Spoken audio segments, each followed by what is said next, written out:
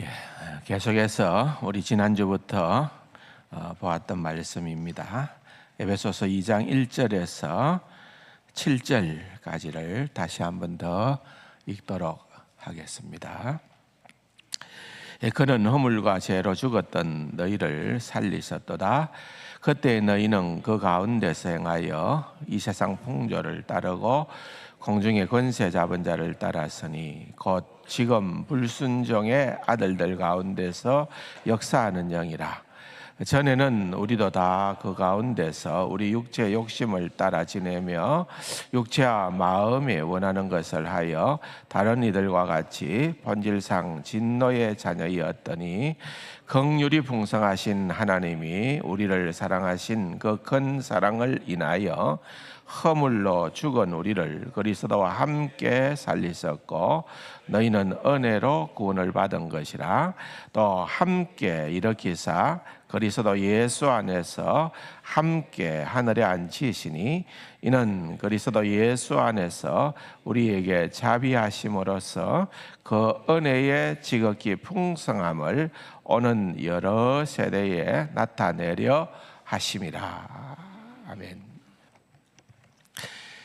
지난주에 여러분들과 말씀을 에베소서 2장을 가지고 나누면서 전에 우리와 또 지금의 우리라는 그런 제목으로 우선 말씀을 좀 생각을 했습니다. 가만히 보니까 전에 우리와 지금의 우리도 긴 것 같아요. 한 단어로 정리하면 뭐가 될 것 같습니까? 예? 우리 사론 찬양대에 보면은 그 이름에 해당되는 집사님이 있습니다. 누굴까요? 전후 집사님이 있습니다.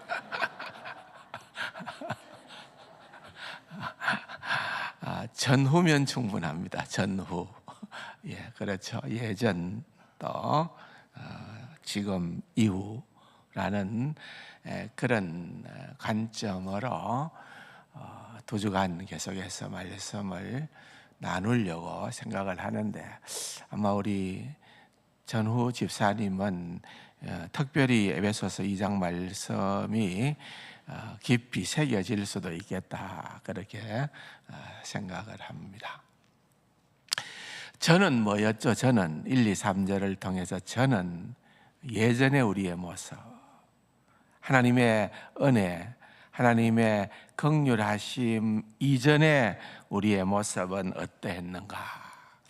그야말로 우리는 허물과 죄로 죽었던 우리를 얼마나 우리의 이 영적인 상태가 처참했는가를 보여주는 것이 바로 전의 우리의 모습입니다.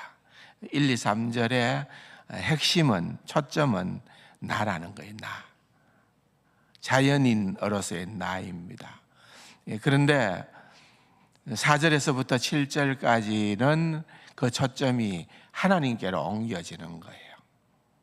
대부분의 영어 성경은 여기에 우리말 성경에는 표현을 하지 않았습니다만은 but이라는 그러나라는 단어가 먼저 등장을 합니다. 그러나 하나님이 그 말입니다.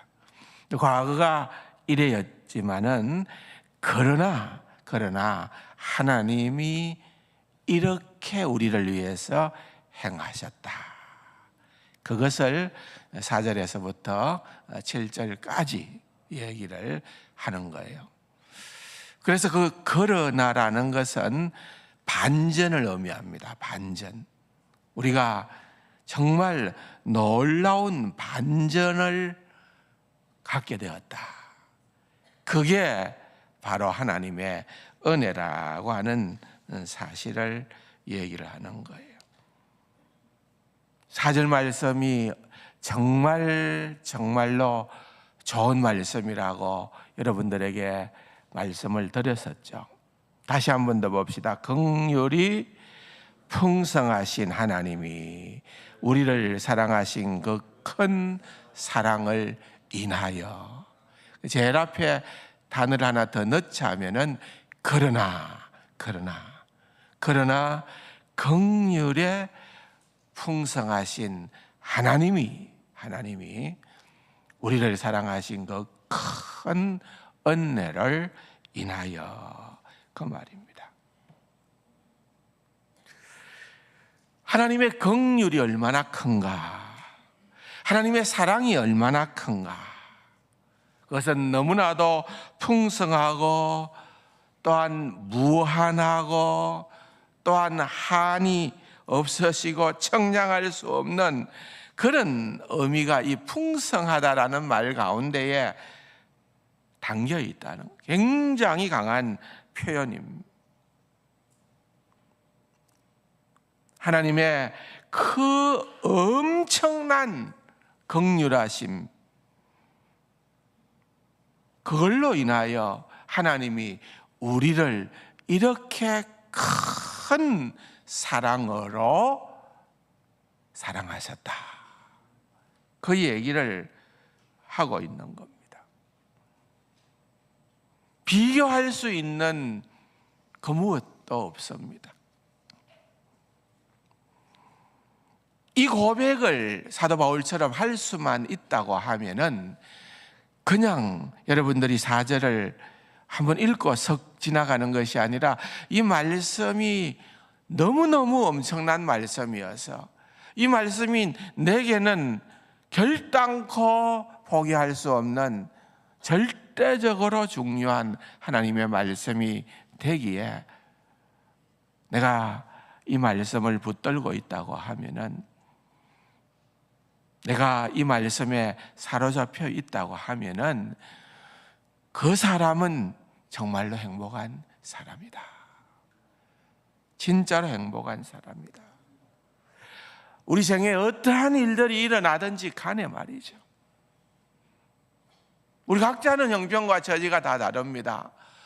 어떠한 어려움들이 우리의 삶에 예상치도 못하게 일어날 수도 있지만은, 그러나 여러분, 이 사랑을 알고 고백하고 살아가는 사람은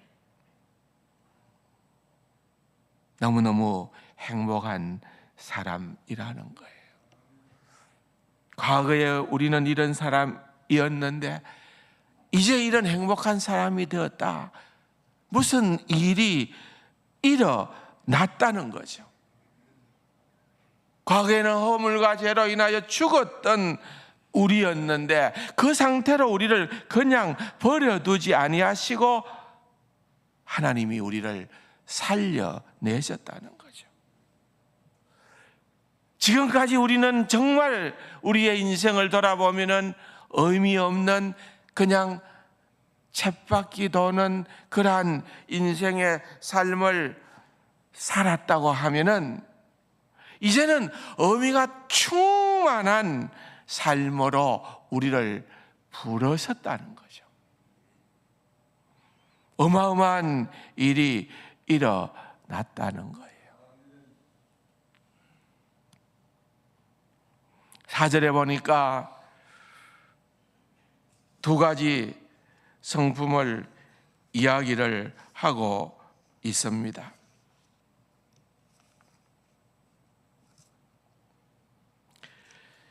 긍휼과 사랑입니다. 풍성한 긍휼, 그 큰 사랑. 사랑이라고 하는 것은 죄인을 구원하시는 동기만 그런 것이 아니라 그것을 가능케 하시는, 구원을 가능케 하시는 능력을 설명해 주는 말입니다. 하나님이 왜 저와 여러분을 구원했을까요? 왜요? 우리가 무슨 상관이 있나요? 그냥 죄와 비참한 가운데 우리가 살든지 말든지, 살든지 죽든지 간에 상관하지 않아도 되잖아요. 그런데 하나님께서 무엇 때문에요? 긍휼이 너무 너무너무 풍성하신 하나님이시기 때문에 그 하나님께서 우리를 사랑하셨다는 거죠. 그냥 우리를 놔두고는 견딜 수가 없었다는 거죠. 계속해서 5절에서부터 7절에 보면은 또 다른 하나님의 성품이 등장을 하는데, 하나는 하나님의 은혜요, 하나는 하나님의 자비하심이에요. 자, 보십시오. 긍휼, 사랑, 은혜, 자비, 무슨 차이가 있나요? 어떤 차이가 나나요? 다 비슷비슷한 것 아니에요? 그러면 사도 바울은 다 비슷비슷하지만은 그 단어를 이 짧은 구절 안에서 이렇게 강조하고 있는 이유가 있다는 거죠.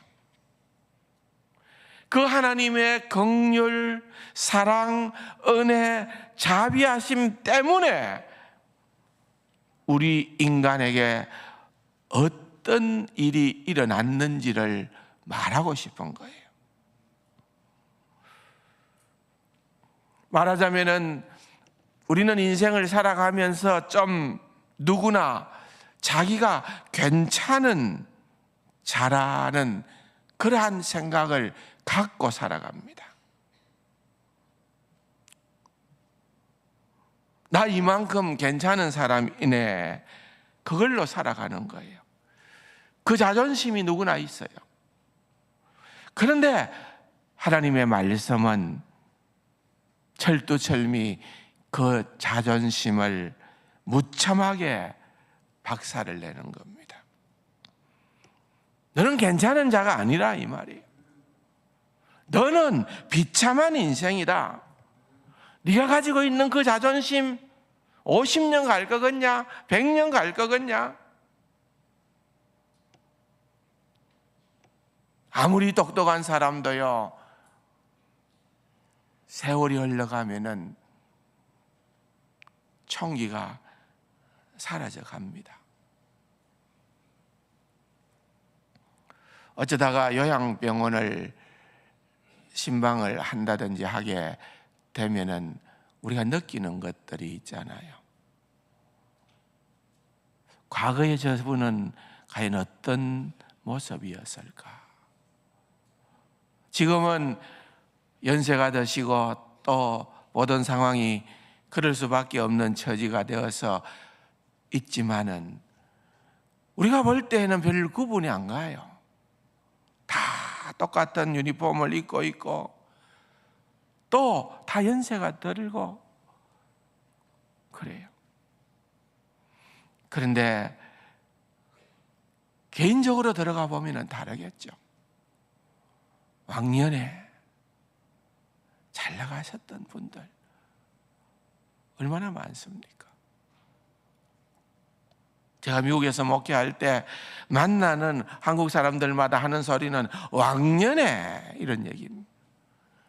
내가 과거에 한국에서는, 내가 지금은 미국에서 이런 일을 하고 있지만은 내 전공도 못 살리고 이렇게 살아가지만은 내가 왕년에는 들어보면은 다 대단한 분들입니다.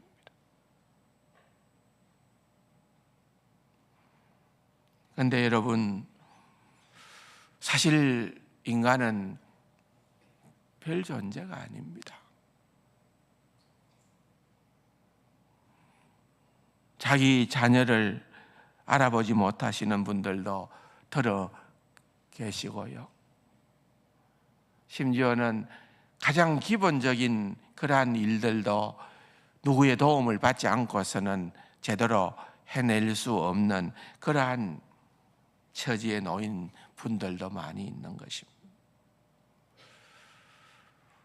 아마 이 자리에 앉아 계신 많은 분들은 그런 일은 나에게는 절대로 일어나지 않을 거라고 하는 근거 없는, 맞죠? 근거가 없죠. 예? 근거 없는 확신을 갖고는 계시지만은 여러분, 일어나더라고요.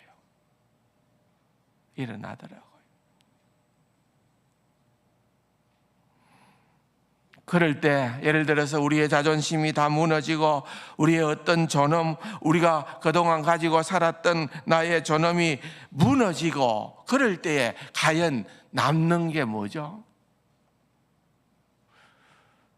나의 기억조차 사라지고 있는데 우리에게 남는 건 뭐냐는 것입니다.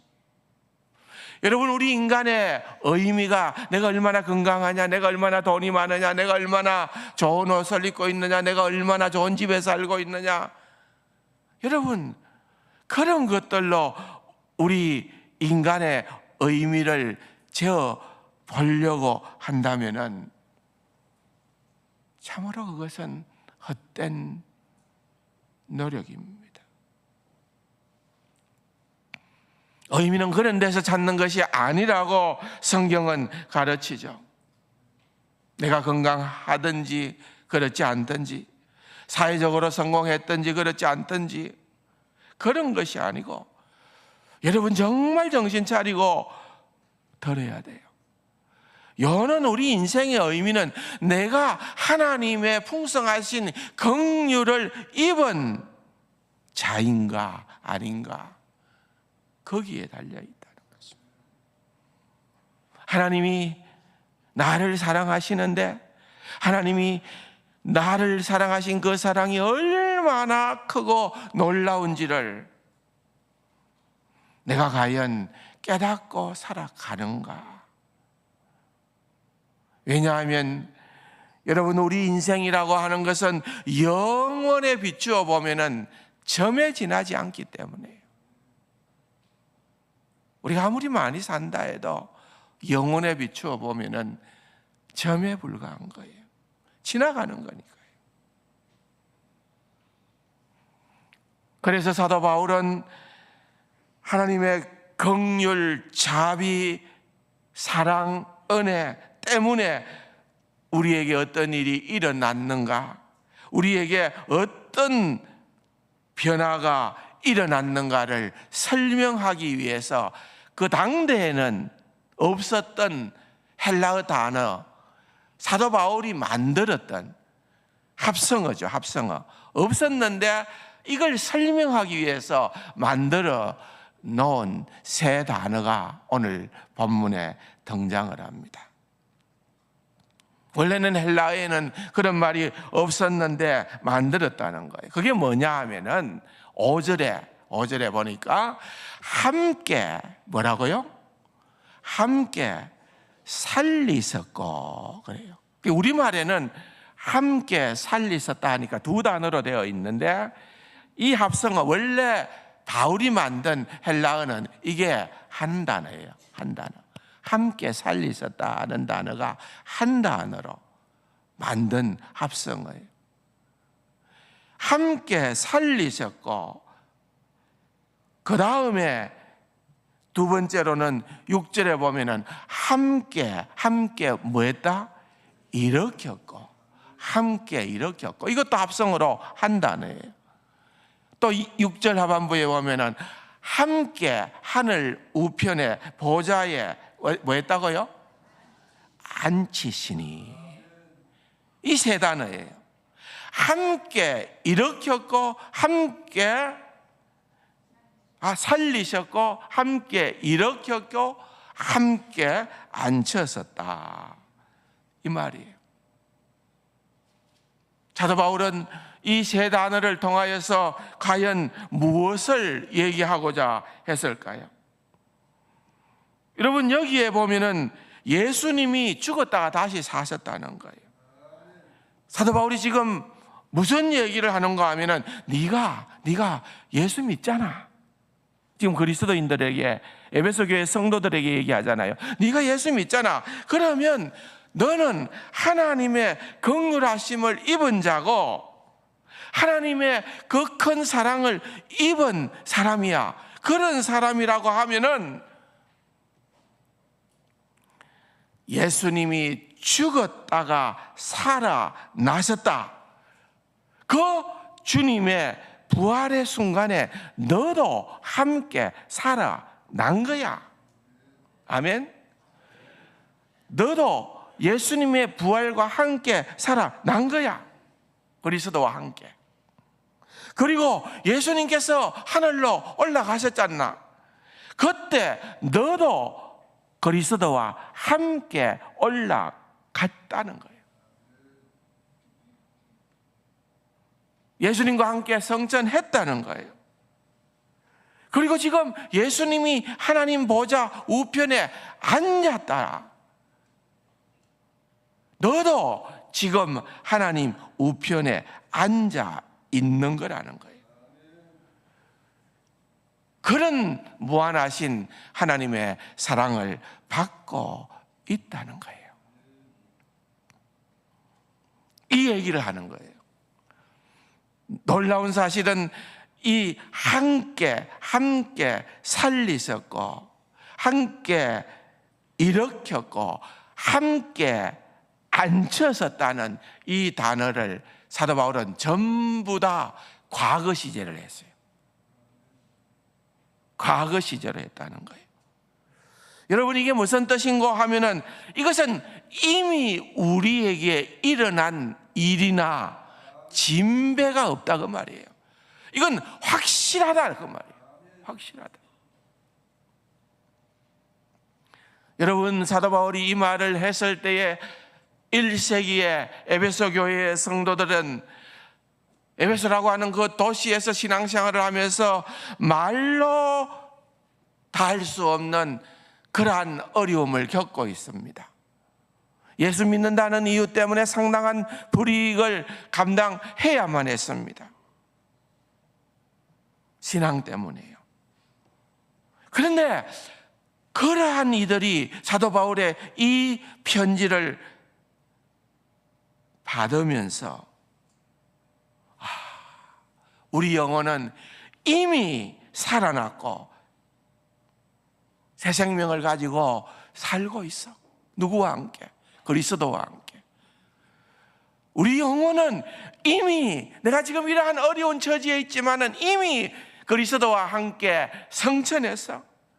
이미 우리 영혼은 그리스도와 함께 하늘 보좌에 앉아 있어. 전에는 내가 하나님의 진노를 받을 수밖에 없었던 그러한 존재였지만은 이제는 나는 그와 같은 존재가 아니야. 나는 얼마나 하나님의 크고 놀라운 사랑받는 존재인 줄 몰라. 그 얘기를 하고 있다는 거죠. 그걸 깨닫게 되어졌다는 거죠. 그래서 오늘 하루도 버거운 인생을 살아가는 그 1세기 성도들에게 너희가 어떠한 존재인지, 영혼 속에서 너희 존재에게 보장된 영원한 행복을 가진 존재인 것을 알라고 얘기를 하고 있는 것입니다. 저는 가끔씩 제가 얘기도 했는 것 같기도 한데요, 가끔씩 그런 생각이 들어요. 밭에 감추이 진 보화를 찾은 자, 그 비유의 내용이지만은 여러분, 밭에 갔는데 갑자기 세상에서 제일 큰 보화를 발견해 버렸어요. 그 보화를 가진 자가 취하는 태도는 뭘 것 같습니까, 여러분? 전에는 집에서 이것도 없고 저것도 없고 아이들이 달라, 아내가 또 구박하고 할 때마다 늘 힘들고 짜증스러웠는데 이제 너무너무 큰 보화를 갖게 된 거예요. 집에 들어갔을 때에 똑같은 환경입니다. 또 아내의 바가지가 있습니다. 자녀들의 그런 어떤 애절한 간청이 있습니다. 어떨 것 같아요? 공부해주면 되지 뭐. 왜? 나한테 이만큼이나 있는데. 그게 더 이상의 그에게 어떠한 압력거리가, 스트레스가 안 되는 거예요. 여러분, 그런 생각을 해야 되는 거예요. 이 비밀을 우리가 진짜로 알게 되면은, 내가 진짜로 이 비밀을 알게 되어지면은, 물론 이 세상에서 우리가 경험하고 있는 그러한 부조리한 수많은 어려운 일들이 힘들지 않다는 말이 아니에요. 그러한 어렵고 힘든 일이 여전히 우리에게는 병행되겠지만은, 그러나 이 놀라운 하나님의 크신 은혜의 비밀을 깨달아 알게 되면은 그런 것들이 그렇게 크게 우리를 그냥 몰아가지는 않을 거라는 거예요. 그럴 수도 있지 뭐. 스쳐 지나가는 바람으로 여길 수 있는 그러한 믿음의 강단이 생겨나게 된다는 것입니다. 참 귀한 단어예요. 이 세 가지 함께 우리는 그리스도와 함께 살리심을 받은 자, 나는 그리스도와 함께 일으킴을 받은 자, 나는 그리스도와 함께 하늘 보좌에 앉게 된 자다. 이 버거운 인생을 살아가면서 여러분, 이것은 우리에게 진정한 위로가 될 수 있는 말씀입니다. 우리를 더 큰 영광 속에서 현재의 삶을 감당할 수 있도록 사도 바울은 우리에게도 동일한 권면을 주고 있다는 겁니다. 이 세 동사의 시제가 다 과거로 서여 있는 것은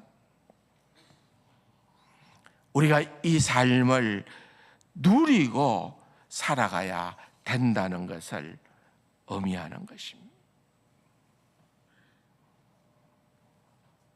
그럴 때 우리에게는 크나큰 위로가 찾아오게 되는 거예요.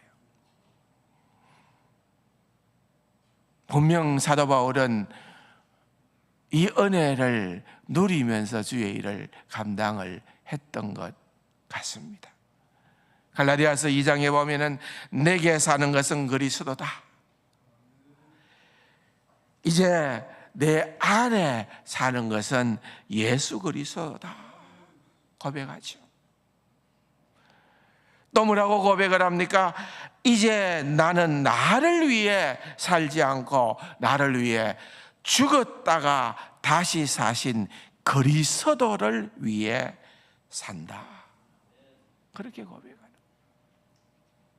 이뿐만이 아닙니다. 이제는 예수를 믿는 우리 가운데 아무도 자기를 위해서 살고 자기를 위해서 죽는 사람은 없다.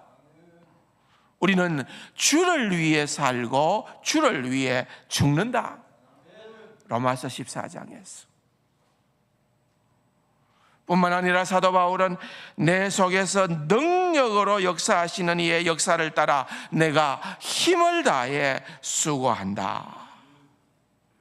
여러분, 이런 얘기가 그냥 나왔겠어요? 그분이 누군지를 알았기에, 그분이 어떤 분인지를 진정으로 깨달았기 때문에, 경험적으로 알았기 때문에 나는 더 이상 나는 혼자가 아니로구나. 이 어려운 가운데, 이 공경 가운데에 나와 함께 하시는 그분이 예수 그리스도시고 그분은 곧 하나님이시다. 그 하나님이 무한하신 긍휼로, 그 풍성하신 긍휼로 우리를 너무나 사랑하시는 하나님이시다. 여러분, 인생을 살아가노라면은 내 삶이 왜 이렇게 피곤하냐,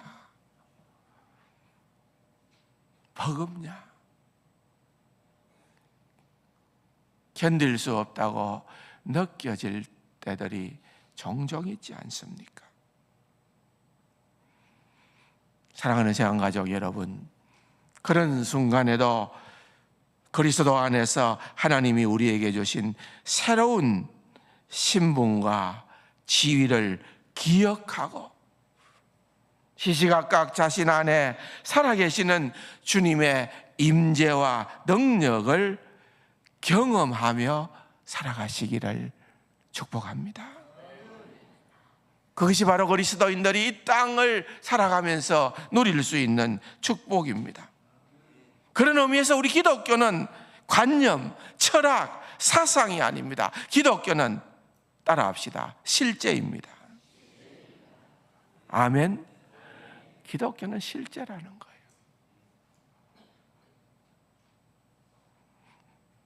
기독교가 실제라고 했는데 만일 여러분들이 예수를 믿는다고 하면서도 이것이 여러분의 삶에서 조금의 변화도 만들지 못하는 것이라면 여러분들은 아직도 주님과 진정한 관계를 맺지 않고 살아가는 명목상의 이름뿐인 신자일 수도 있습니다. 신앙은 이런 거예요. 그래서 우리는 하나님의 조건 없는 그 큰 사랑이 우리의 처참한 상황과 그러한 환경 가운데에서 철저한 변화를 주는 것이 신앙이다 라는 것을 시시각각으로 경험하게 되는 겁니다. 질문은 이거죠. 왜 이런 일이 일어났습니까? 어떻게 이런 일이 일어났습니까? 이 모든 일을 행하시는 하나님의 동기가 무엇입니까? 그것을 오늘 본문에 보면은 사도 바울은 4가지를 얘기합니다. 그것은 하나님의 사랑 때문이고, 그것은 하나님의 긍휼하심 때문이고, 그것은 하나님의 자비하심 때문이고, 그것은 하나님의 은혜 때문이다. 그 4가지라는 거죠. 4가지가 뭐라고요? 첫 번째는 뭐라고요? 사랑. 두 번째는 긍휼. 세 번째는 자비. 4번째는 은혜. 이것까지 하면 좋겠는데, 이것까지 하면 한 10분, 15분 더 해야 되는데 마칩시다. 이 너무 중요한 내용이라서 다음 주간에 좀 더 깊이 있게 다루고 생각하려고 합니다. 사랑하는 성도 여러분, 정말 여러분 에베소서의 말씀들은 우리가 통으로 삼켜도 좋을 만큼 우리에게는 보화도 같은 그런 귀한 말씀입니다. 사도 바울이 오늘 2장 1절에서부터 7절까지의 이 말씀 속에서 정말 우리가 소유하고 간직하기를 원하는 그 귀한 의미를 여러분들 다시 한 번 더 깊이 묵상을 하면서 그냥 이 말씀을 여러분들이 계속해서 한번 고정시켜 보십시오. 여러분들의 시선을. 그러면은 한없는 감사와 감격의 눈물이 우리 앞에 계속 흘러내릴 수 있는 그런 참된 축복의 말씀이 될 줄로 믿습니다. 이 말씀을 다시 한번 묵상을 하고 다음 주일날 이 4가지 하나님의 특별한 성품, 이 4가지가 과연 무엇을 의미하는 것이고 그것이 우리에게 어떻게 작동하는 것을 다시 한 번 더 생각할 수 있는 그러한 복된 시간을 가지려고 생각을 합니다. 참 좋으신 우리 아버지 하나님, 은혜를 감사드립니다. 우리에게 베풀어 주신 하나님의 그 크고 놀라운 은혜를 우리가 다시 한번 깨닫고 확인하고 우리의 삶의 모든 것의 모든 것으로 흡입할 수 있는 그러한 은혜를 허락하여 주시옵소서. 그 크고 놀라운 하나님의 은혜가 오늘도 나의 삶의 근원적인 동기와 능력이 되게 하여 주옵소서. 존귀하신 예수님의 이름으로 감사기도 드립니다. 아멘.